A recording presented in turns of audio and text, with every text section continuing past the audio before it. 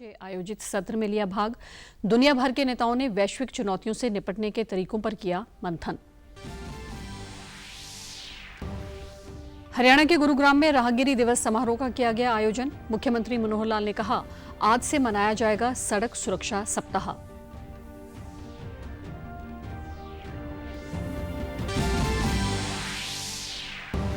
हिसार में पन्ना प्रमुखों का सम्मेलन आयोजित। प्रदेश अध्यक्ष ओपी धनखड़ ने कहा, विधानसभा और लोकसभा चुनाव एक साथ करवाने का निर्णय लेगा केंद्र।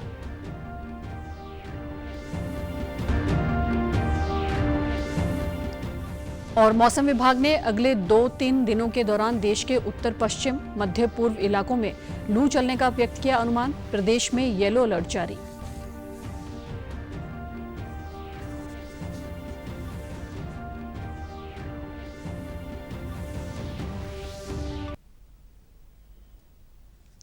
नमस्कार, मैं भानुप्रिया। अब समाचार विस्तार से। प्रधानमंत्री नरेंद्र मोदी अपनी जापान यात्रा को समाप्त करके आज पापुआ न्यू गिनी पहुंचे। प्रधानमंत्री ने अपनी यात्रा को सफल और सार्थक बताया है। किसी भी भारतीय प्रधानमंत्री की ये पहली पापुआ न्यू गिनी की यात्रा है। पीएम पोर्ट मोरेस्बी में हिंद प्रशांत द्वीप सहयोग मंच के तीसरे शिखर सम्मेलन की पापुआ न्यू गिनी के प्रधानमंत्री जेम्स मरापे के साथ संयुक्त रूप से मेजबानी करेंगे। टीम होगा डेवलपमेंट, वही है हमारा डेवलपमेंट पार्टनरशिप है इन देशों के साथ, ताकि ये लोगों हैं काफी कॉलोनियलिज्म से वेरी समीप में। Recently they came out of they were what came under colonialism. So it is हमारा ड्यूटी है कि हमारे ये इन कंट्री को अच्छी तरह उनको आगे बढ़ाए। और हमारा डेवलपमेंट, हमारा हाउ द वे हमारा 1.4 बिलियन को we brought out of them into a development mode and able to provide sustenance, and we are able to march to become the 5th largest economy now. and हम आगे और 10-12 साल में हम तो 3rd largest economy बनने वाले। देखिए हमारा देश, we are in that positive. ये आशा, ये होप, उम्मीद उनको देना है ताकि वो भी ऐसा आगे बढ़े, और उनका टूल्स हम दे रहे हैं कैपेसिटी बिल्डिंग ताकि वो आगे बढ़े। प्रधानमंत्री नरेंद्र मोदी और अन्य वैश्विक नेताओं ने जापान के हिरोशिमा में आयोजित G7 शिखर सम्मेलन में एक शांतिपूर्ण, स्थिर और समृद्ध दुनिया की ओर विषय पर आयोजित स्तर में भाग लिया। इस दौरान प्रधानमंत्री ने इस बात पर जोर दिया कि भारत का हमेशा ये मत रहा है कि किसी भी तनाव, किसी भी विवाद का समाधान शांतिपूर्ण तरीके से बातचीत के जरिए किया जाना चाहिए। यूक्रेन के राष्ट्रपति व्लादिमीर जेलेंस्की भी इस कार्य सत्र में शामिल हुए। सत्र में उनकी उपस्थिति ने रूस यूक्रेन संघर्ष पर ध्यान केंद्रित किया। प्रधानमंत्री नरेंद्र मोदी और ब्रिटेन के प्रधानमंत्री ऋषि सुनक के बीच हिरोशिमा में द्विपक्षीय वार्ताएं हुई। दोनों नेताओं ने व्यापार, निवेश, विज्ञान और प्रौद्योगिकी, उच्च शिक्षा और इस तरह के कई अहम मुद्दों पर चर्चा की। इसके साथ ही दोनों नेताओं ने रणनीतिक साझेदारी की समीक्षा की, जिसमें भारत, यूके, FTA वार्ता में प्रगति के बातचीत में भी शामिल रहे। इससे पहले पीएम मोदी और अन्य वैश्विक नेताओं ने आज हिरोशिमा पीस मेमोरियल एटमी हमले में मारे गए लोगों को श्रद्धांजलि अर्पित की।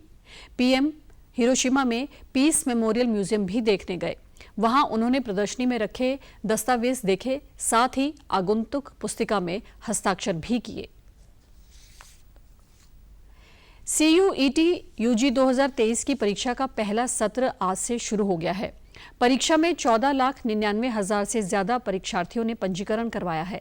परीक्षा का आयोजन 13 भाषाओं में होगा। हिंदी, अंग्रेजी के अलावा ये विभिन्न क्षेत्रीय भाषाओं में करवाया जाएगा। जम्मू कश्मीर में आज होने वाली परीक्षा 26 मई को आयोजित की जाएगी। इसी तरह मणिपुर में भी कानून व्यवस्था को देखते हुए परीक्षा 29 मई को होगी। शैक्षणिक सत्र 2023-24 के लिए करीब 250 केंद्रीय राज्य विश्वविद्यालयों और विभिन्न स्नातक कार्यक्रमों में प्रवेश के लिए परीक्षा का आयोजन हो रहा है। गुरुग्राम में आज राहगिरी कार्यक्रम का आयोजन किया गया। इस दौरान मुख्यमंत्री मनोहर लाल ने बतौर मुख्य अतिथि समारोह में भाग लिया। राहगिरी कार्यक्रम में जल संरक्षण, पर्यावरण संरक्षण, खेलकूद और स्वास्थ्य के प्रति जागरूकता, सड़क सुरक्षा के साथ ही मनोरंजन से जुड़े कार्यक्रमों को शामिल किया गया। मुख्यमंत्री ने कार्यक्रम में पहुंचते ही वॉक साइकिल रन को हरी झंडी दिखाकर रवाना किया और खुद भी साइकिल पर सवार होकर मुख्य मंच तक पहुंचे। इस दौरान मुख्यमंत्री ने कहा कि प्रदेश में आज से सड़क सुरक्षा सप्ताह मनाया जाएगा। इस दौरान सभी जिलों में सड़कों के ब्लैक स्पॉट्स पर काम किया जाएगा और सड़क सुरक्षा के प्रति जागरूकता संबंधी गतिविधियां आयोजित की जाएंगी। एज में जब कुछ काम करने की उनमें एक उत्साह होता है, उनके अंदर जोश होता है, जरूर उसमें काम करना चाहिए। इस काम को करने के लिए सरकार की ओर से जिस भी प्रकार के कोई सहयोग सहायता की जरूरत होगी उसको हम करने के लिए तैयार हैं। एक चीज़ और आज बतानी है मुझे कि हमने ये सप्ताह सड़क सुरक्षा सप्ताह इस नाते से भी लॉन्च किया है कि एक सप्ताह तक सड़क के नियम लोगों को बताया जाए और एडमिनिस्ट्रेशन की ओर से भी जो ब्लैक स्पॉट्स हैं ऐसे जहां दुर्घटनाएं अधिक होती हैं इन स्थानों पर भी, चाहे कहीं फ्लाईओवर बनाने की बात है, रोड के ऊपर जेब्रा क्रॉसिंग की ये विषय आएंगे, रेड लाइट्स के विषय हैं, ट्रैफिक पुलिस के अपने कुछ काम हैं, ट्रैफिक के जो नियम हैं उनको विजिबल करना, ये दिखाना, ये सब चीज़ें जो है इस एक सप्ताह में करने के लिए हमने आह्वान किया। कबड्डी व कुश्ती के डेमो के दौरान मुख्यमंत्री ने खुद भी रेड डाली और पहलवानी के दांव पेंच में हाथ आजमाए। मुख्यमंत्री ने राहगिरी कार्यक्रम में बनाए एक अलग मंच पर स्कूली बच्चों की प्रस्तुतियां भी देखी। इस दौरान अंतर्राष्ट्रीय खिलाड़ी मनु भाकर, शिवानी कटारिया व दिव्यांशी सहित अनेक प्रेरक व्यक्ति विशेष तौर पर पहुंचे। शिक्षा विभाग के समन्वय से सरकारी व निजी विद्यालयों की टीमों ने भी सांस्कृतिक कार्यक्रमों की प्रस्तुति दी। हरियाणा के मुख्यमंत्री मनोहर लाल ने कल को ऑडियो कॉन्फ्रेंसिंग के माध्यम से नई दिल्ली से मुख्यमंत्री विवाह शगुन योजना के लाभार्थियों से सीधा संवाद किया। इस दौरान मुख्यमंत्री ने नागरिकों से आह्वान किया कि समाज में फैली दहेज रूपी सामाजिक बुराई को खत्म करने के लिए अपना योगदान दें और ये संकल्प लें कि न तो दहेज लेंगे और न ही दहेज देंगे। कि बेटियों के शादी में जो आवश्यक खर्च है वो अवश्य करें, लेकिन एक प्रथा जो हमारे समाज के अंदर बहुत कुरीति की तरह फैली थी वो है बेटियों की शादी में दहेज देना।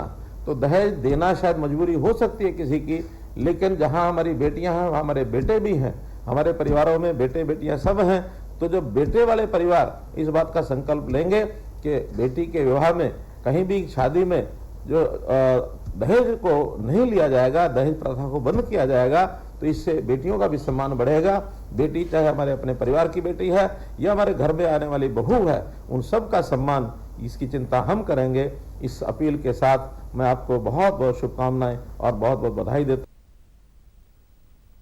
संवाद के दौरान लाभार्थी परिवारों ने मुख्यमंत्री का आभार व्यक्त करते हुए कहा कि शगुन की राशि हमारे लिए किसी वरदान से कम नहीं है। मुख्यमंत्री ने कहा कि विवाह शगुन राशि के लिए अब विवाह पंजीकरण करवाने के बाद पोर्टल पर ऑनलाइन आवेदन किया जा सकता है। जैसे ही ये आवेदन पोर्टल पर प्राप्त होता है, शगुन की पूरी राशि आवेदक के खाते में चली जाती है। पिछले 8.5 सालों में 2,58,000 कन्याओं के विवाह में शगुन के तौर पर 821 करोड़ रुपए की राशि दी गई है। राज्य सरकार विभिन्न श्रेणियों में 31,000 रुपए से लेकर 71,000 रुपए तक की राशि विवाह शगुन योजना के तहत लाभार्थियों को दी जा रही है।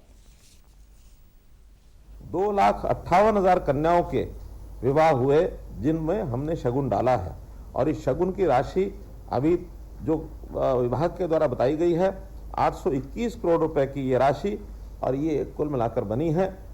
राशि की दरें अलग अलग हैं, अलग अलग वर्गों के लिए, अनुसूचित जाति समाज के लिए अलग है, बीपीएल के लिए अलग है, और इसके अलावा दिव्यांग जो हमारी बेटियां होती हैं उनकी शादी होती है, खिलाड़ी बेटियां हैं उनकी शादी। तो ऐसे ही 31,000 रुपये से लेकर के और 71,000 रुपये तक की राशि ऐसी उनकी बेटी के समय ये दी जाती है। ये लाभ पहले केवल 2 बेटियों के लिए दिया जाता था, लेकिन अब परिवार में सब बेटियों के लिए ये लाभ दिया जाता है। भारतीय जनता पार्टी की ओर से आज हिसार में गुरु जंभेश्वर विश्वविद्यालय में पन्ना प्रमुखों का सम्मेलन आयोजित किया गया।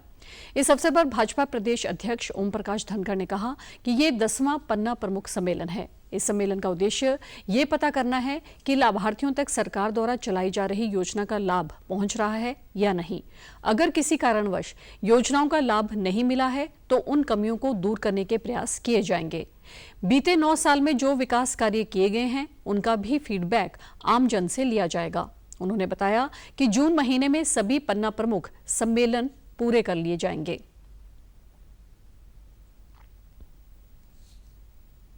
लाभार्थी जो हैं उन तक जो चीज़ें पहुंचनी चाहिए थी पहुंच रही है कि नहीं पहुंच रही हैं, कोई कठिनाई है तो हम कैसे सहयोगी बन सकते हैं, और 9 वर्षों में जो काम हुआ है उस काम की जानकारी लेकर हम लोगों के बीच में जाएंगे। एक महासंपर्क अभियान इसको नाम दिया गया है। और इस सारे समय में जैसे मैंने कहा व्यक्तिगत संपर्क का समय रखा है 20 जून से 30 जून, और 1 जून से जो है और 20 जून तक बड़े बड़े कार्यक्रमों का समय है। पन्ना प्रमुख सम्मेलन सारे हमारे जून में होंगे, और इसी समय प्रधानमंत्री जी के जो 9 साल सरकार को हो गए नरेंद्र मोदी जी की सरकार को, तो उसके निमित्त कार्यक्रम होंगे उनके। धनखड़ ने कहा कि 30 मई को प्रधानमंत्री नरेंद्र मोदी के कार्यकाल के 9 साल पूरे होने के अवसर पर प्रदेश की 10 लोकसभा क्षेत्रों में रैली का आयोजन भी किया जाएगा। विधानसभा और लोकसभा चुनाव एक साथ करवाने के सवाल का जवाब देते हुए उन्होंने कहा कि इसके ऊपर प्रदेश नहीं बल्कि केंद्र निर्णय लेगा। एक रैली को संबोधित करेंगे और जिसमें हर बूथ पर उनकी रैली को सुना जाएगा। जितने भी देश में बूथ हैं 2 लाख बूथ पर उनकी वर्चुअल रैली को सुना जाएगा। तो एक बड़ा कार्यक्रम 30 मई से शुरू हो रहा है जो 30 जून तक चलेगा। ये 2 बड़ी गतिविधि अभी की हैं। प्रधानमंत्री नरेंद्र मोदी इस महीने की 28 तारीख को सुबह 11 बजे आकाशवाणी पर मन की बात कार्यक्रम में देश विदेश की जनता से अपने विचार साझा करेंगे। ये मासिक रेडियो कार्यक्रम की 101वीं कड़ी होगी। प्रधानमंत्री ने मन की बात की आगामी कड़ी में लोगों को उन विषयों के बारे में अपने विचार साझा करने के लिए आमंत्रित किया है जिन्हें उन्हें संबोधित करना चाहिए।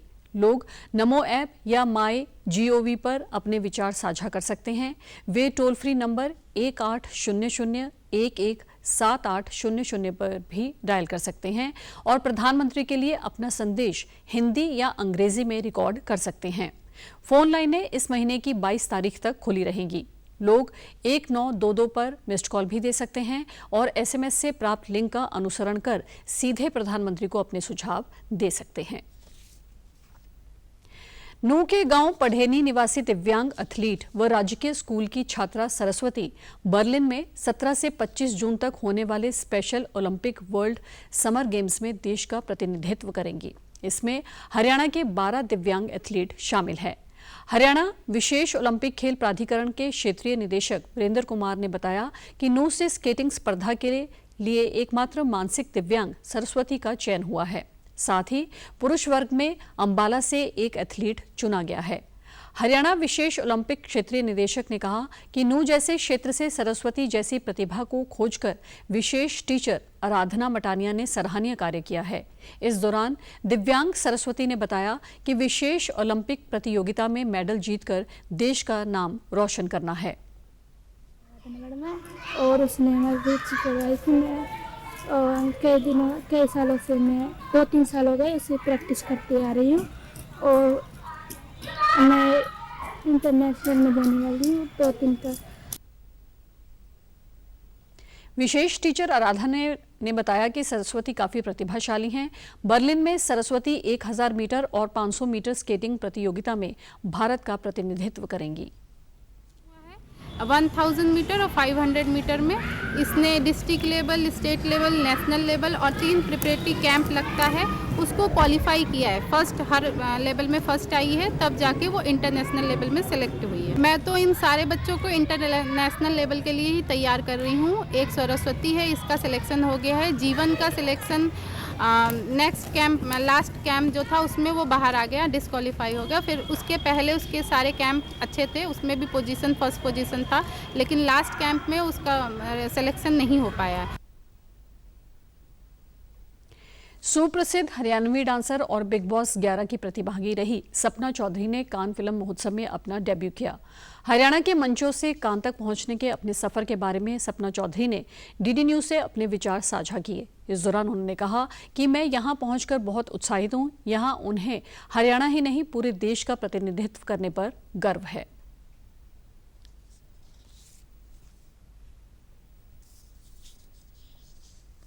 मेरे लिए बहुत ऑनर की बात है कि मैं रेड कारपेट पे वॉक कर रही हूँ। मेहनत तो देखिए, काफ़ी लोग मुझे बोलते हैं आप स्टार बन गए, आप सक्सेसफुल हो गए, क्या पूरा हो गया, आपका स्ट्रगल टाइम बताइए। तो मुझे लगता है हर इंसान का स्ट्रगल टाइम चलता रहता है, स्ट्रगल टाइम कभी ख़त्म नहीं होना चाहिए। स्ट्रगल लाइफ में बहुत ज़रूरी है, करते रहिए करते रहिए करते रहिए।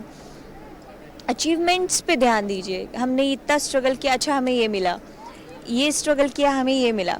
तो बस वही चीज़ है, मतलब ऐसा कुछ नहीं है कि बहुत ज़्यादा टफ था, मैं बस मेरे काम पे ध्यान देती हूँ। मौसम विभाग ने अगले 2-3 दिनों के दौरान देश के उत्तर पश्चिम, मध्य पूर्व इलाकों में लू चलने का अनुमान व्यक्त किया है। उत्तर पश्चिम भारत में अगले 3 दिन के दौरान अधिकतम तापमान में 2 से 4 डिग्री सेल्सियस की वृद्धि होने की संभावना है। मौसम विभाग ने कहा है कि हरियाणा, राजस्थान, उत्तर प्रदेश, पश्चिम बंगाल, झारखंड, छत्तीसगढ़ और मध्य प्रदेश में अलग अलग इलाकों में लू चलने की स्थिति बन सकती है। विभाग ने कहा कि हवा में नमी और उच्च तापमान के कारण ओडिशा, कोंकण क्षेत्र, आंध्र प्रदेश, तमिलनाडु और केरल में भी गर्मी की संभावना है। वहीं मौसम विभाग ने चंडीगढ़ और आसपास के क्षेत्र में 24 मई से बादल छाने और बारिश का पूर्वानुमान जारी किया है। आज शहर का अधिकतम तापमान 40 डिग्री के करीब दर्ज किया गया। हरियाणा के सिरसा जिले का तापमान 43 डिग्री पार कर गया है। विभाग ने 22 मई तक लू का येलो अलर्ट जारी किया है। इसके बाद पश्चिम विक्षोभ के सक्रिय होने से प्रदेश के आसपास के इलाकों में बारिश हो सकती है। अब खबरें फटाफट।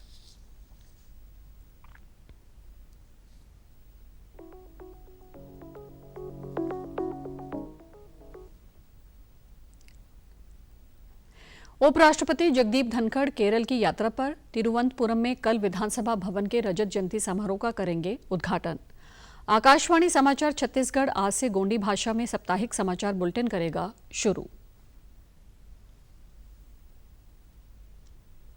23 मई को गुरु अर्जुन देव जी के शहादत दिवस पर हरियाणा सरकार ने एक दिन का सरकारी अवकाश किया घोषित और प्रधानमंत्री नरेंद्र मोदी ने पूर्व प्रधानमंत्री राजीव गांधी को उनकी पुण्यतिथि पर अर्पित की श्रद्धांजलि। समाचारों में आज इतना ही। नमस्कार।